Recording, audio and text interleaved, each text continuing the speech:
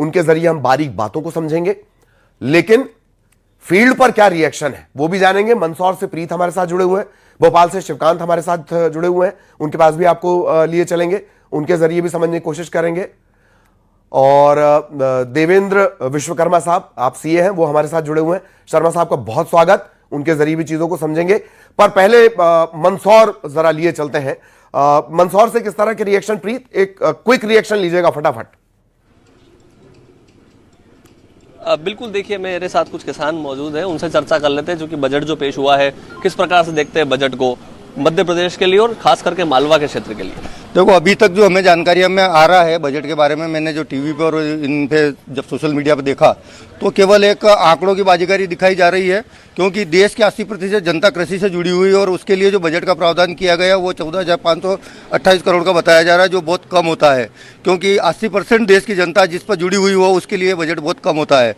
और ख़ास करके मैं मध्य प्रदेश से आता हूँ और जो मैंने सुनी है फसलों की कि वो नारियल में, चावल में, मत्स्य पालन में, चंदन की खेती के लिए प्रावधान किए गए, लेकिन हमारे मध्य प्रदेश की फसलों के लिए कोई प्रावधान हमें नज़र नहीं आ रहा है इस बजट में। इस बजट से हमें जो किसानों को जो घाटा है, आज सरकार यदि कुछ किसानों के लिए करना ही चाहती है तो किसान देश का कर्ज तले दबा हुआ है और उनको एक बार पूरी तरह कर्ज से बाहर निकाल दे ताकि वो अपनी प्रगति कर सके। केवल आंकड़े दिखाने से किसान की प्रगति नहीं होने वाली है।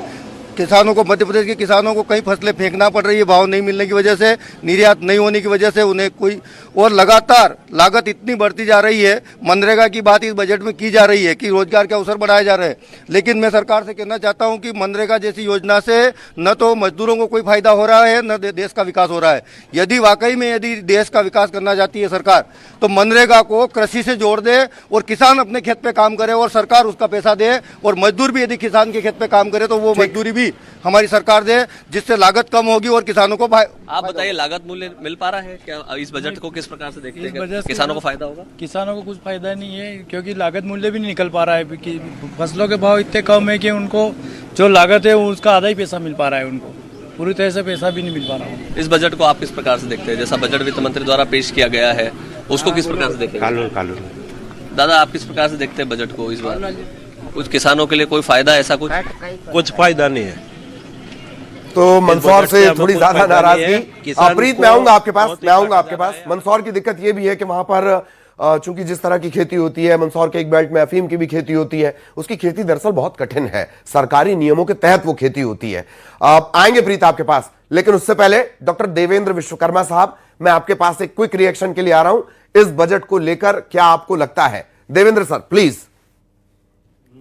देखिए, इस बजट में सरकार ने अपने वित्तीय घाटे को कम करने की कोशिश की, इसलिए सरकार ने लोभ लुभाने और जनता के हित की ज़्यादा बात नहीं की, फ्री की योजना की बात नहीं की। सरकार का जो मेन बिंदु था इस बजट में, वैश्विक लीडरशिप की बात सरकार ने 2047 में की है और उसमें बोला है कि हम 10% विश्व के मार्केट में अपना वर्चस्व स्थापित करेंगे और हम अपने एक्सपोर्ट को बढ़ाएंगे। एक दूसरा, सबका साथ सबका विकास की बात की है सरकार ने, लेकिन किस स्तर पे की, कैसे करेंगे ये स्पष्ट नहीं है। मनरेगा में जो महात्मा गांधी का सरकार ने नाम चेंज किया था, अब उसमें महात्मा गांधी ग्राम स्वरोजगार योजना के कारण फिर से महात्मा गांधी को सरकार ने लाया है। भारतीय ज्ञान परंपरा की इस बजट में स्पष्ट तस्वीर दिखती है। सरकार ने जड़ी बूटियों की बात की है, योग की बात की है, तो मुझे लगता है कि सरकार ने कुछ सेक्टर में भारतीय ज्ञान परंपरा की बात की है। ठीक है। जैसे हम देख सकते हैं कि जो बुद्ध यूनिवर्सिटी, जो बुद्ध बेल्ट है हमारा, भगवान बुद्ध का है। हाँ। और ये वहां पर उन्होंने इसके मंदिर और टेम्पल्स वगैरह बनाने की बात की है। लेकिन सांची में इतना बड़ा विश्वविद्यालय है, सांची विश्वविद्यालय, वहां पे पिछले 10 वर्षों से आप देखिए शिक्षकों की नियुक्ति नहीं हो रही है। सांची विश्वविद्यालय का कंसेप्ट भी यही था कि जितने, चाहे वो चाइना हो, इंडोनेशिया हो, जापान हो, यहाँ के पूरे एशिया और विश्व के वहाँ पे छात्र हैं, जिससे हमको फॉरेन पैसा, एक सवाल आया सर, इकोनॉमी को बूस्ट हुआ। आज अंतिम एक सवाल आया देवेंद्र सर, मैं आपको टोक रहा हूं कि पहले ये कहा गया कि इनकम टैक्स ना चुकाने पर जो सजा वाली बात थी कि अब सजा नहीं रहेगी, आपको टैक्स के साथ पेमेंट कर देना है, और इसे कैसे समझा जाए? इस वर्ष कोई चुनावी वर्ष नहीं है, इसलिए जनता ने पब्लिक की डिमांड को पूरा नहीं किया, कोशिश की है, पुरानी योजनाओं को आगे बढ़ाया है।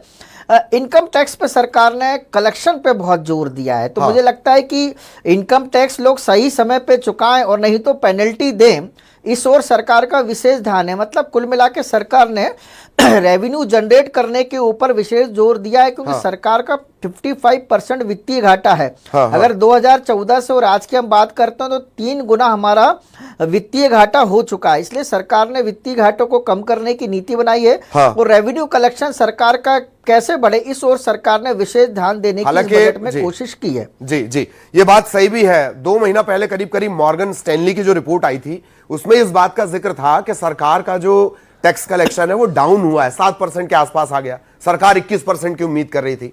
इसी वजह से टैक्स स्लैब में बहुत कुछ नहीं होगा, ये हमने शुरुआत में आपको बताया है। मिथिलेश, अब मैं आपके पास आना चाहूंगा, बहुत क्विक रिएक्शन फटाफट।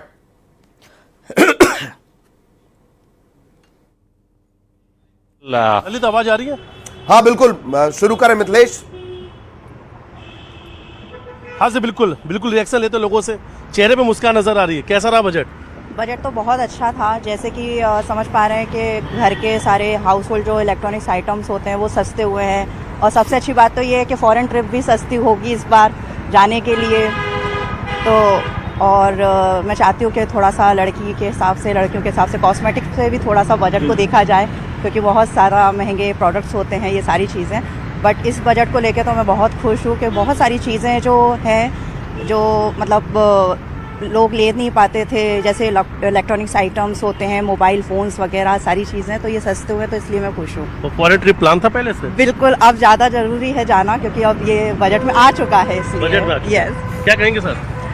सर, नए बजट को लेके मध्य प्रदेश सरकार को जो सौगात मिली है 1,40,00,000 करोड़ रुपए का अनुदान जो केंद्र ने बोला है कि मध्य प्रदेश को दिया जाएगा टूरिज्म को बढ़ावा देने के लिए, वो सही में एक दिल को गदगद करने वाली चीज़ है। और देवी अहिल्याबाई की नगरी से हम लोग एक्सपेक्ट भी करते हैं कि हमारे आसपास इतने सारे टूरिस्ट प्लेसेस हैं, पर वहाँ पे फॉरेनर्स हमको देखने को बहुत कम मिलते हैं। तो अब ऐसा लगता है कि हाँ, इससे बढ़ावा मिल रहा है और ये वाकई में वर्क करेगा और मध्य प्रदेश की अर्निंग को और बढ़ाएगा सर। आम जनता इस बजट को कितनी रेटिंग दे रही है? आम जनता 10 आउट ऑफ 10 देगी रेटिंग इसको, क्योंकि देख सकते हैं हम इकोनॉमी जिस हिसाब से गिर रही थी, डॉलर बढ़ रहा है। हम भी खुद चाहते हैं कि डॉलर इंडिया के अंदर अब आए, ज़्यादा से ज़्यादा बाहर के लोग यहाँ पे आएँ, यहाँ पे निवेश करें। इस टाइप की G20 समिट्स जो हो रही थी वो अभी तक सिर्फ देखने को मिलती थी न्यूज़पेपर्स में, पर अब ऐसा लग रहा है कि हाँ, इस बजट के बाद में वो ज़रूर धरातल पर उतर के आएंगी। टैरिफ को लेकर बहुत चर्चा चली थी, ट्रम्प टैरिफ को लेकर लगातार चर्चा चली थी, इस पर क्या कहना है? यही तो है हमारे मोदी जी का सीधा वार टैरिफ के लिए जो ट्रंप ने हमारे ऊपर वार किया था, ये उसकी प्रतिक्रिया है और कहीं ना कहीं वो इस बजट के अंदर दिखती है। और वित्त मंत्री महोदया का मैं बहुत तहे दिल से धन्यवाद करना चाहूँगा कि उन्होंने ट्रंप को एक करारा जवाब दिया है। सर, क्या कहेंगे आप?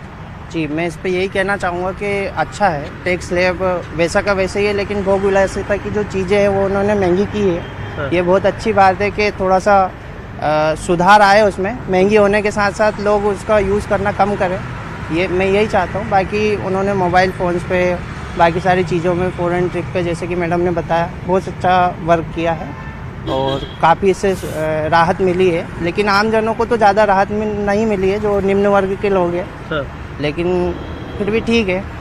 ठीक है आम जनता के लिहाज से ठीक है। अच्छा, 2047 की बात कही जा रही थी, 2047 को लेकर चर्चा चल रहा था कि इस बार की जो बजट होगी 2047 को ध्यान में रखकर अब हिंदुस्तान बराबर होगा अमेरिका के, और 2047 तक तो मैं ऐसा सोचता हूँ कि शायद अमेरिका उस गिनती में आ जाएगा जो विकासशील देश होते हैं और हमारा देश एक विकसित देश की तरह उभर के बाहर आएगा। श्रेय किसे देंगे? श्रेय मोदी जी को। हर हर मोदी, घर घर मोदी। ये आम जनता है इंदौर की, जिनसे हमने रिएक्शन लिया बजट के बाद। जी बिल्कुल बिल्कुल। और मैं आऊंगा आपके पास मिथिलेश। भोपाल इस वक्त लिए चलेंगे, शिवकांत लगातार बने हुए हैं। शिवकांत, क्विक रिएक्शन, क्या कह रहा है भोपाली इस बजट को लेकर? ललित, हम भोपाल के युवाओं के साथ हैं, जो जिस पर सबसे ज़्यादा फोकस किया गया था बजट में।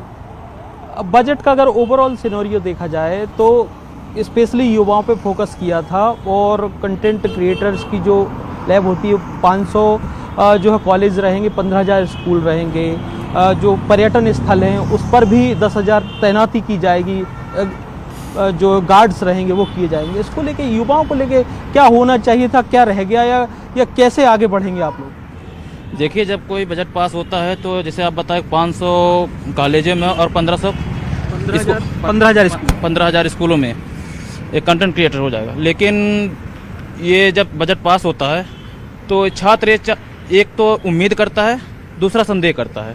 उम्मीद इसलिए कि अब जो नए नए स्कीम चालू होने वाले हैं, जैसे स्किल पे हो गया, अब आपने बताया कि कंटेंट क्रिएटर पे बात हो गई है, तो सुन सकते जी। अच्छा, ये बताइए कि आप लोग के लिए खासतौर से महंगी जो पढ़ाई को लेके बहुत ज़्यादा कहते थे, उस पर भी ध्यान रखा गया है। महंगाई आपको लगती है कि पढ़ाई में बहुत बड़ी बाधा बनती है, और बजट में इस चीज़ का ध्यान और ज़्यादा होना था, या जितना रखा गया काफ़ी है? महंगाई पढ़ाई पे एक बहुत बड़ी बाधा तो बनती है, लेकिन जिस प्रकार से कहा जा रहा है कि बजट में उसका ध्यान दिया गया है, तो मुझे इस टाइप से कुछ लगा नहीं। जैसे पहले भी गवर्नमेंट के पास जो हॉस्टल्स थे, उनको और हॉस्टल बनाने की तो बात की गई है, लेकिन जो पुराने हॉस्टल हैं उन पे रेंट रिलीफ का कोई उसमें खास बात किया नहीं गया। किसी भी प्रकार के जो गवर्नमेंट एग्ज़ाम होते हैं जिन पे फॉर्म भरे जाते हैं, तो उन फॉर्म्स का रेट कम करने पे भी कोई ध्यान या खास उस पर चर्चा की नहीं गई। हर जिले में गर्ल्स हॉस्टल खोलने की बात की जा रही है।